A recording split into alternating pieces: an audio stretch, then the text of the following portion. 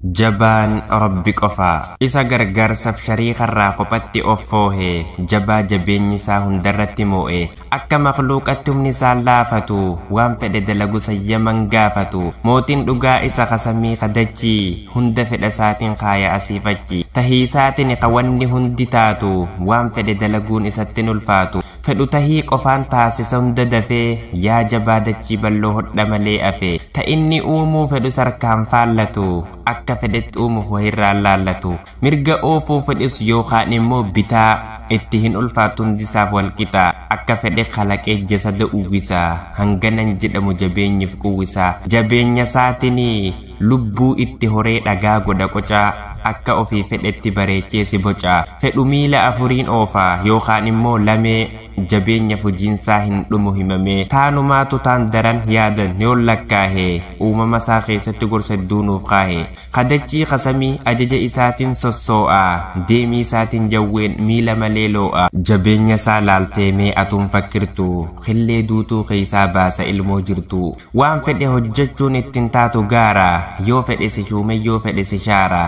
jaba jabeenyi isaa baraan hin laafatu waan fedhe dalagus namuu san gaafatu yoo fedhe siif rooba fedhu sirraa caama daqiiqatta jalaa yoo fedhu si yaama raaji dandeeytinsaa kaantu kaan daranii yoonif gallallaalan waan heddu baranii kan laf deemus tahee kan samirra kaatu inni ayyamuuf malee faana fuutee yaatu ka'ii isaatiin kaatee taa'ii isaatiin teessaa tatin dubbatinuu beeka qoma keessa guyyas tahee halkan sa'aa fedhe kamuu waan barbaade arguuf ifattiin haajamu uumam kana hunda kophaasaa kalaqee qoodanni jiraatunis wajjuma nafaqee isa kan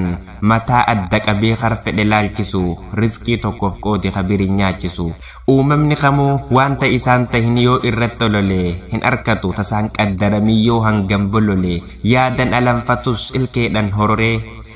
yaadan alanfatus ilkeedhan hororee qalbiin anfariirus arrabaan gororee namuu rizqii isaa malee tabir dhayxeen fuutu qooda ishee sanga fixxuu lubbuun takkan duutu rabbiin aduu takkittiidha aalam guutuuf ibsaa jabaan isa tahumee eenyu kijibsaa yoo feete gad buutee feetu ol haa baatu tanni quban qabne isa duubaan taatu mee tafakkura godhaa isinuu gallaalaa ajaa'ibni isaa kaanumaa kaan caalaa hatta inni yamuuf maleen bu'umu ni baala sin ajaa'ibsiisu jabeenyi isaa laata uumam kana hunda isaa quba qabaata isatu dhihanaa halkan tahee guyyaa adii saafa haadha abbaa caalaa isaa garaanuu laafa kan ittiin amanes kadidee kijibsiisu duniyaan rahmata isaa irraan agabsiisu yoo isatti kafares hanga duniyarra lubbuun jiru kamuu rahmanni rabbichaa irraan daangeeyfamu rahmata hin godhuuf natti amanuu dide osoon isa yaamuu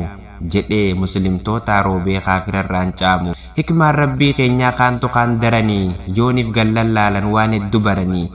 ajaa'iba keeysas waa garii si dhibaa keeysafuu obsisas nama ajaa'ibaa abbaan fedhe daangaa isaa cabsee kar fedhe utaalee rabbiin obseetuma dhiisa hunda ijaallaalee waan rabbiin ajaje hundas yoo khilaafe laga shirkiif dilii hundatti of wacaafee